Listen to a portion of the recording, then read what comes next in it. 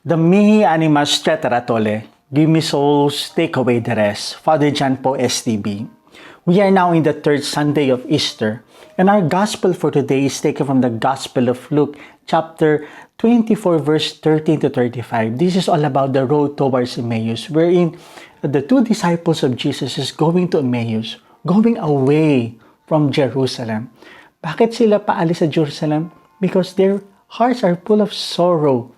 At parang they are full of hopelessness because they thought Jesus will be the one saving them from the misery of life. Kala nila Jesus will build the new kingdom wherein He will take away all these burdens in their life.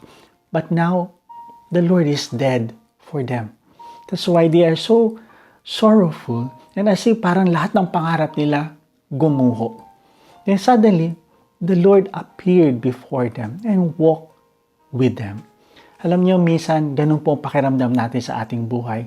Ang dami nating problema, ang dami nating pagsubok na as if parang gusto na nating sumuko. And there are no hope for everything. And we just going away from our dreams. We just walk away. But suddenly the Lord reminds us, He will always walk with us. No, paulit-ulit po natin sinasabi that God will never abandon us. In our gospel, the Lord is walking with us, reminding us of His presence. All we have to do is to open our eyes and be sensitive in His presence.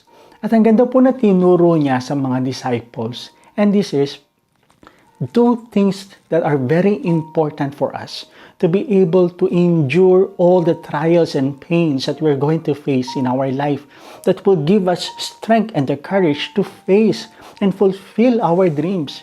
And this is to remind ourselves of the presence of Jesus through the scriptures. Remember, they said, our hearts is burning while He was opening to us the scriptures. My dear friends, we are being asked to go back to the words of the Lord and find the encouragement and the strength for us to fulfill all our duties through the words of God. Are we spending time in reading the scriptures? Because the scriptures will give us wisdom of how are we going to face all these things in our life.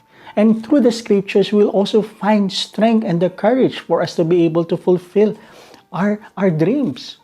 But the second thing that the Lord has reminded us where to find strength is through the Eucharist.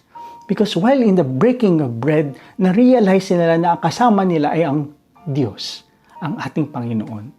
And as we attend the Holy Mass, as we adore the Eucharist, as we receive the Holy Eucharist, there we find the strength. Magliliyab muli ang ating mga puso because we know that the Lord is alive and He is with us. These two things is very important in our faith for us to be able to live daily in the presence of the Lord. How? Through the scriptures and through the Holy Eucharist. This is the Lord telling us, in your journey in life, you just have to focus on my words and you have to find strength through my Eucharist. Because the Eucharist will remind us the presence of God in us, giving us all the graces and blessings that we need as we journey through life. Kung kaya nga po, ang ganda po ng ating salmong tugunan, taken from Psalm 16, Lord, You will show us the path of life. At pinapakita sa atin ng Panginoon, through the scriptures and through the Eucharist, we will find the strength that we need for us to be able to fulfill our dreams and face all these trials and problems. Because the apostles, the disciples, after being reminded of the things that the Lord has given them, they go back to Jerusalem. And Jerusalem is a symbol of mission.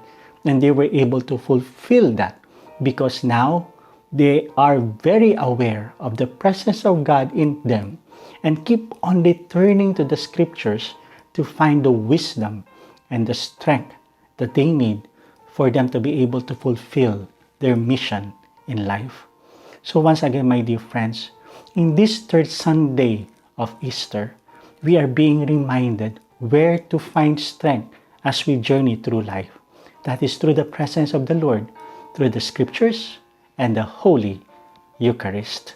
Once again, my dear friends, God bless us all.